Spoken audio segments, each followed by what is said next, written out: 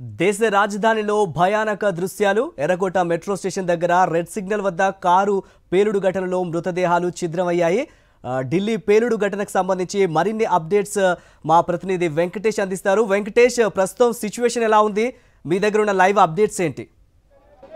ఎర్రకోట వద్ద భారీ పేలుడు సంభవించి దాదాపు 13 మందికి పైగా చనిపోయారు. 25 మంది తీవ్రంగా గాయపడ్డారు. దాదాపు 50కి పైగా వాహనాలు తీవ్రంగా ధ్వంసమయ్యాయి.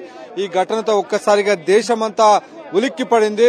దాదాపు 16 సంవత్సరాల తర్వాత దేశ రాజధానిలో ఈ స్థాయిలో భారీ పేలుడు జరిగింది. గతంలో కర్నాట్ ప్లేస్, సరోజినీ మార్కెట్, కరోల్ బాగ్ ప్రాంతంలో వరుస పేలుళ్లు జరిగి చాలా మంది చనిపోయారు. ఆ తర్వాత దాదాపు 15-16 సంవత్సరాల తర్వాత ఇంత భారీ పేలుడు జరిగింది. ఏకంగా చారిత్రాత్మక ఎర్రకోటనే ఉగ్రవాదులు టార్గెట్ గా చేసుకున్నారు. చూడొచ్చు, నా లెఫ్ట్ సైడ్ లో రెడ్ ఫోర్ట్ మీకు కనబడుతుంది. ఈ రెడ్ ఫోర్ట్ కు ముందరే ఉన్నటువంటి ట్రాఫిక్ సిగ్నల్ వద్ద కారులో బాంబు పేల్చారు. అయితే కారులో ఉన్నటువంటి సిఎన్జి పక్కనే అమ్మోనియా నైట్రేట్ నుంచి పేలుడుకు పాల్పడినట్లుగా పోలీసులు అనుమానిస్తున్నారు. సో ఉదయాన్నే మనం చూసాం, హర్యానాలోని ఫరీదాబాద్ లో దాదాపు 390 కిలోల అమ్మోనియం నైట్రేట్ ను పోలీసులు పట్టుకున్నారు. సో తమ లింక్ బయటపడుతుందేమనే ఉద్దేశంతో దానికి లింక్ గా ఉన్నటువంటి అనేక మంది ఉగ్రవాదులు వెంటనే కొన్ని గంటల వ్యవధిలోనే ఫరీదాబాద్ లో పోలీసులు స్వాధీనం చేసుకున్న కొన్ని గంటల వ్యవధిలోనే ఏకంగా ఎర్రకోట వద్దకు వచ్చి ఎర్రకోట ముందున్నటువంటి ఈ రోడ్డు పైన పెద్ద ఎత్తున అమ్మోనియం నైట్రేట్, సిఎన్జిని ఉపయోగించి దాడికి దిగినట్లుగా మనకు కనబడుతుంది. చూడొచ్చు, ఇక్కడే రెడ్ సిగ్నల్స్ మనం చూడొచ్చు. ఎర్రకోట వద్ద ఉన్నటువంటి ట్రాఫిక్ సిగ్నల్. సో ఈ రెడ్ సిగ్నల్ పడిన వెంటనే ఆగంతకుడు అమ్మోనియం నైట్రేట్ తో ఉన్నటువంటి కారులో సిఎన్జిని ట్యాంక్ వద్ద వాటిని లీక్ చేసి బాంబు పేల్చినట్టుగా అనుమానిస్తున్నారు. సో దానికి సంబంధించినటువంటి ఇన్వెస్టిగేషన్ ఇంకా కొనసాగుతుంది. అర్ధరాత్రి గడిచినప్పటికీ కూడా ఇన్వెస్టిగేషన్ దళాలన్నీ, ఇన్వెస్టిగేషన్ సంబంధించినటువంటి బృందాలన్నీ కూడా ఇవన్నీ కూడా మాంసపు ముద్దలు. సో ఈ పేలుడు తీవ్రతకు మనుషుల శరీర భాగాలు ఎవరైతే తీవ్రంగా గాయపడ్డారో వారికి సంబంధించినటువంటి శరీర భాగాలన్నీ కూడా దాదాపు 100 మీటర్ల వరకు కూడా ఎగిరి పడినటువంటి పరిస్థితి మనకు కనబడుతుంది. భయతోడ చూడొచ్చు, ఇన్వెస్టిగేషన్ సంబంధించినటువంటి దృశ్యాలు మనం చూడొచ్చు. సో ఇన్వెస్టిగేషన్ కొనసాగుతోంది. ఇన్వెస్టిగేషన్ సంబంధించినటువంటి దృశ్యాలు మనం చూస్తున్నాం. ఫోరెన్సిక్ ఎక్స్పర్ట్స్ అందరు కూడా అక్కడ ఉన్నారు.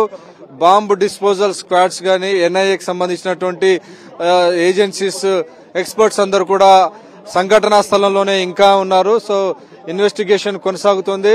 కొద్దిసేపటి కిందట కేంద్ర హోంమంత్రి అమిత్ షా ఈ ప్రాంతానికి వచ్చారు. సంఘటనా స్థలానికి స్పాట్ లో ఆయన ఉన్నారు. స్పాట్ లో ఉన్నటువంటి పరిస్థితిని ఆయన సమీక్ష చేశారు. అంతకంటే ముందు బాధితులు, క్షతగాత్రులు, చనిపోయినటువంటి వారి కుటుంబాలను ఎల్ఎన్జీఏపీ ఆసుపత్రిలో పరామర్శించారు. సో ఆ తర్వాత ఈ సంఘటన స్థలానికి వచ్చి క్షేత్రస్థాయిలో పరిస్థితిని సమీక్షించారు. స్వయంగా ప్రధానమంత్రి నరేంద్ర మోడీ ఈ ఘటనకు సంబంధించి ఎప్పటికప్పుడు ఆయన మినిట్ టు మినిట్ అన్ని వివరాలు తెలుసుకుంటున్నటువంటి పరిస్థితి మనం చూస్తున్నాం. సో మొత్తానికి ఏకంగా దేశ ప్రజలందరినీ కూడా తీవ్రంగా ఒకసారిగా ఈ ఘటన ఉలిక్కి పడేలా చేసింది. నిజానికి గత వారం రోజుల నుంచి కూడా జమ్మూ కాశ్మీర్ లో ఈ ఉగ్రవాదుల నెట్వర్క్ బయటపడింది.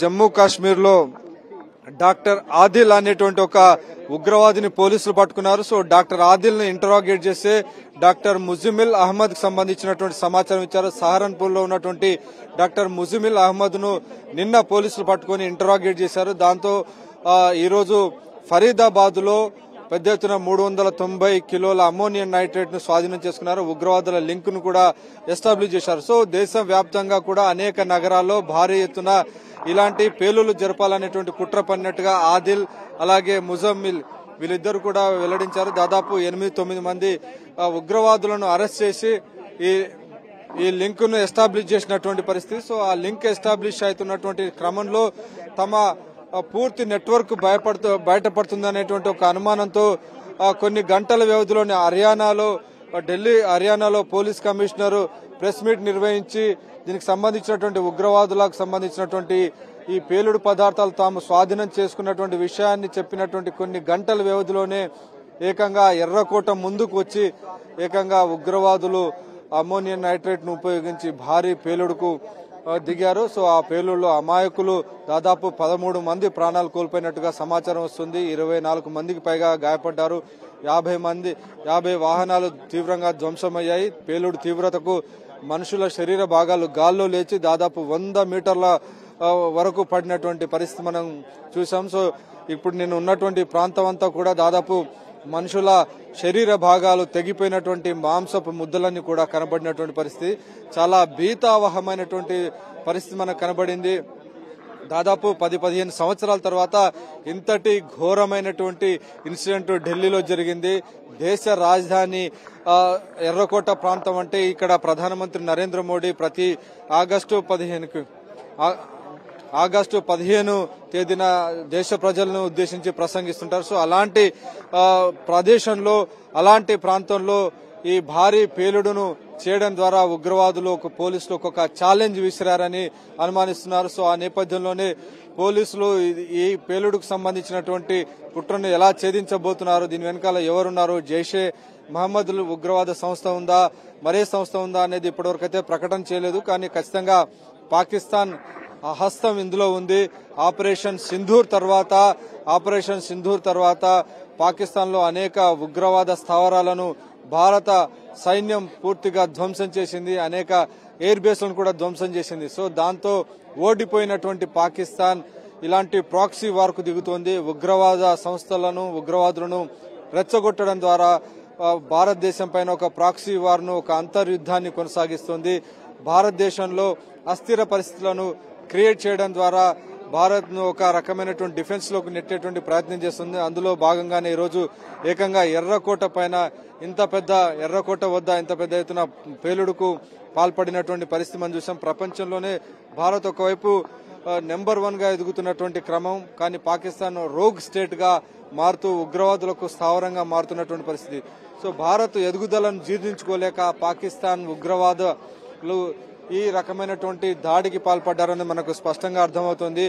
ఆర్టికల్ 370 కాశ్మీర్ ఆర్టికల్ 370 రద్దు తర్వాత పాకిస్తాన్ అనేక ప్రయత్నాలు చేస్తుంది. మనం చూసాం పహల్గామ్ లో 22 మంది అమాయకులైనటువంటి పర్యాటకులను పొట్టన పెట్టుకుంది. దానికి ప్రతీకారంగా భారత్ ఏకంగా ఆపరేషన్ సింధూర్ ప్రారంభించి పాకిస్తాన్ లో ఉన్నటువంటి జైషే మహమ్మద్, లష్కరే తోయిబా ఉగ్రవాద స్థావరాలన్నింటినీ కూడా ధ్వంసం చేసింది. వాటితో పాటు పాకిస్తాన్ ఎయిర్ బేస్ లను కూడా ధ్వంసం చేసింది. సో ఈ ఓటమితో తట్టుకోలేనటువంటి పాకిస్తాన్ చాలా రోజుల నుంచి ప్లాన్ చేస్తోంది. పాకిస్తాన్ ప్రేరేపిత ఉగ్రవాదులను మరోసారి యాక్టివ్ చేసింది. బంగ్లాదేశ్ బార్డర్ ద్వారా, నేపాల్ బార్డర్ ద్వారా ఈ పెద్ద ఎత్తున ఈ పేలుడు పదార్థాలన్నింటిని కూడా తీసుకొచ్చి ఆ పేలుడు పదార్థాలన్నింటిని కూడా ఇక్కడికి తీసుకొచ్చినట్టుగా మనకు క్లియర్ గా అర్థమవుతుంది. సో ఆ పేలుడు పదార్థాలను ఏకంగా నడిబొడ్డుకు, దేశ రాజధానిలో ఉన్నటువంటి నడిబొడ్డుకు మనకు కనబడుతుంది. మాంసపు ముద్దలు ఇవన్నీ కూడా ఎక్కడ పడితే అక్కడ ఈ దేశ రాజధాని ఎర్రకోట ముందున్నటువంటి ఈ పేలుడు తీవ్రతకు సాక్ష్యాలుగా మనకు కనబడుతున్నటువంటి మనుషుల మాంసపు ముద్దలన్నీ కూడా ఎక్కడ పడితే అక్కడ చిందరవందరగా ఈ ప్రాంతం అంతా పడి ఉన్నాయంటే ఎంతటి తీవ్రతతో ఈ పేలుడును ఉగ్రవాదులు సృష్టించారో మనం అర్థమవుతోంది. ఏకంగా స్వదేశీయులే కాదు విదేశీయులందరూ కూడా ఒక టెర్రర్ పుట్టించేటువంటి లక్షణంలో భాగంగా ఈ రెడ్ ఫోర్ట్ ను మరొక రైట్. అది ఢిల్లీ బాంబు పేలుడు ఘటనా స్థలం నుంచి మా కరెస్పాండెంట్ వెంకటేష్ అందించిన వివరాలు. దేశ రాజధానిలో భయానక దృశ్యాలు. ఎర్రకోట మెట్రో స్టేషన్ దగ్గర రెడ్ సిగ్నల్ వద్ద కారు పేలుడు ఘటనలో మృతదేహాలు ఛిద్రమయ్యాయి. రక్తపు ముద్దలు గాల్లో ఎగిరిపడ్డాయి. కార్లు, ఆటోలు, బైకులు తుక్కుతుక్కయ్యాయి. షాపులన్నీ ధ్వంసమయ్యాయి. పేలుడు దాటికి ఒకరు కాదు, ఇద్దరు కాదు, ఏకంగా 8 మంది మృతి చెందారు. 24 మంది గాయపడ్డారు. మృతదేహాలు దాదాపు 50 మీటర్ల దూరంలో ఎగిసిపడ్డాయంటే పేలుడు తీవ్రత ఏ రేంజ్లో ఉందో అర్థం చేసుకోవచ్చు. పేలుడు జరగటం, ఆ తర్వాత భారీగా మంటలు ఎగిసిపడ్డంతో 8 మంది మృతి చెందారు. నడి రోడ్డు మీద రెడ్ సిగ్నల్ వద్ద ఆగి ఉన్న కారులో భారీ పేలుడు సంభవించింది.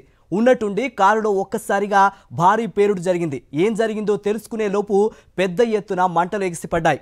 తప్పించుకునేందుకు ప్రయత్నించే లోపే మంటలు వ్యాపించాయి. చాలా మంది మంటల్లో చిక్కుకున్నారు. 24 మంది గాయపడ్డారు. గాయపడ్డ వారికి ఎల్ఎన్జేపీ ఆసుపత్రిలో చికిత్స అందిస్తున్నారు. ఘటనా స్థలానికి bomb squad, clues team, NSG కమాండోలు, ఎన్ఐఏ అధికారులు చేరుకొని ఆధారాలు సేకరిస్తున్నాయి. సమీపంలోని సీసీటీవీ ఫుటేజ్ని పోలీసులు పరిశీలిస్తున్నారు. ఢిల్లీలో పేలుడు ఘటనతో దేశంలోని ప్రధాన నగరాల్లో హై అలర్ట్ ప్రకటించారు. ఢిల్లీలో పేలుడుపై ప్రధాని మోదీ ఆరా తీశారు. కేంద్ర హోంశాఖ మంత్రికి ఫోన్ చేసి ఆరా తీశారు. పేలుడు ఘటనపై విచారణకు ఆదేశించారు కేంద్ర హోంమంత్రి అమిత్ షా. సంఘటనా స్థలాన్ని కేంద్ర హోంశాఖ మంత్రి అమిత్ షా పరిశీలించారు. ఉన్నతాధికారులతో సమీక్ష నిర్వహించారు. ఎల్ఎన్జేపీ ఆసుపత్రిలో చికిత్స పొందుతున్న క్షతగాత్రులను పరామర్శించారు. ఢిల్లీ పేలుడు ఘటన బాధాకరమన్నారు ప్రధాని మోదీ. మృతుల కుటుంబాలకు సానుభూతి తెలిపారు. గాయపడిన వారు త్వరగా కోలుకోవాలని ఆకాంక్షించారు ప్రధాని మోదీ. ఢిల్లీలో పేలుడు ఘటనతో దేశవ్యాప్తంగా కేంద్రం హై అలర్ట్ ప్రకటించింది. దీంతో దేశంలోని ప్రధాన నగరాల్లో పోలీసులు విస్తృతంగా తనిఖీలు నిర్వహిస్తున్నారు. పాత బస్తీలో పోలీసులు సోదాలు నిర్వహిస్తున్నారు. నగరంలోని రద్దీ ప్రాంతాల్లో వాహనాలు తనిఖీలు చేస్తున్నారు. రైల్వే స్టేషన్లలో బాంబ్ స్క్వాడ్తో తనిఖీలు చేస్తున్నారు. అనుమానాస్పద వ్యక్తులు, వస్తువులు కనిపిస్తే డయల్ 100కు సమాచారం ఇవ్వాలని సూచించారు సిపి సజ్జనార్. అటు ముంబైలో పోలీసులు అప్రమత్తమయ్యారు. ముంబైలోని రద్దీ ప్రాంతాల్లో తనిఖీలు చేస్తున్నారు. ప్రధాన రైల్వే స్టేషన్లలో బాంబు స్క్వాడ్తో తనిఖీలు చేస్తున్నారు. ముంబైలోని ముఖ్య ప్రదేశాల్లో భద్రతను పెంచుతున్నట్లు అక్కడి పోలీసులు తెలిపారు. ఉత్తరప్రదేశ్, పంజాబ్లో కూడా హై అలర్ట్ ప్రకటించారు పోలీసులు. అన్ని జిల్లాల పోలీసులను అప్రమత్తం చేశారు. సున్నిత ప్రాంతాల్లో పహారా పెంచారు. ప్రధాన నగరాల్లో తనిఖీలను ముమ్మరం చేశారు. అన్ని వాహనాలను క్షుణ్ణంగా పరిశీలిస్తున్నారు. భద్రత మరింత పెంచాలని లక్నో నుంచి ఆదేశాలు జారీ అయ్యాయి. ఇక దేశ రాజధాని ఢిల్లీలో ఉగ్రదాడులు కలకలం రేపుతున్నాయి. 1996 మే 21న ఢిల్లీలోని లజ్పత్ నగర్ మార్కెట్లో బాంబు పేలుళ్లు సంభవించాయి. ఈ ఘటనలో 13 మంది మృతి చెందగా 39 మంది గాయపడ్డారు. జమ్మూ కాశ్మీర్ ఇస్లామిక్ ఫ్రంట్కు చెందిన 6 మిలిటెంట్లు ఈ దారుణానికి ఒడిగట్టారు.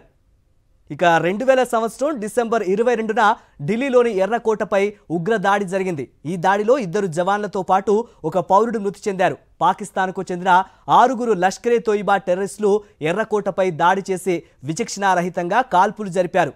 రంజాన్ మాసంలో కశ్మీర్లో ఏకపక్ష కాల్పుల విరమణను ఖండిస్తూ ఉగ్రవాదులు ఈ అటాక్ చేశారు. ఇక 2001 డిసెంబర్ 13న ఏకంగా భారత పార్లమెంటుపైనే దాడి చేశారు టెర్రరిస్టులు. శీతాకాల సమావేశాలు జరుగుతున్న వేళ హోంమంత్రిత్వ శాఖ స్టిక్కర్తో ఉన్న కారులో వచ్చింది 5 సభ్యుల ఉగ్రమూక. పార్లమెంటు ప్రాంగణంలోకి ప్రవేశించిన టెర్రరిస్టులు సుమారు 30 నిమిషాల పాటు కాల్పులు జరిపారు. భద్రతా దళాలు 5 ఉగ్రవాదులను హతమార్చారు. ఈ దాడిలో 8 మంది భద్రతా సిబ్బంది సహా ఓ తోటమాలి ప్రాణాలు కోల్పోయారు. మరో 18 మందికి గాయాలయ్యాయి. పాకిస్తాన్కు చెందిన లష్కరే తోయబా, జైషే మహమ్మద్ ఉగ్ర సంస్థలు ఈ దాడికి తెగబడ్డాయి.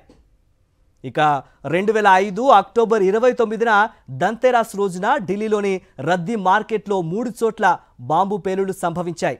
ఈ బ్లాస్టుల్లో 60 మందికి పైగా మృతి చెందగా 200 మందికి పైగా గాయపడ్డారు. ఢిల్లీలోని సరోజినీ నగర్, పహర్గంజ్, కల్కాజీ ప్రాంతాల్లోని డీటీసీ బస్సుల్లో వరుసగా బాంబులు జరిగాయి. బాంబు పేలుళ్లు సంభవించాయి. 2008 సెప్టెంబర్ 13న ఢిల్లీలోని 5 ప్రాంతాల్లో ఒకేసారి బాంబు పేలుళ్లు జరిగాయి. రద్దీగా ఉండే మార్కెట్లను టార్గెట్ చేసుకున్న ఉగ్రవాదులు 9 చోట్ల బాంబులు అమర్చారు. 31 నిమిషాల వ్యవధిలో 5 పేలుళ్లు జరిగి 20 మంది మృతి చెందగా 90 మందికి పైగా గాయపడ్డారు. ఇండియా గేట్, పార్లమెంట్ స్ట్రీట్తో పాటు కన్నాట్ వద్ద అమర్చిన మరో 4 బాంబులను బాంబు స్క్వాడ్ నిర్వీర్యం చేసింది.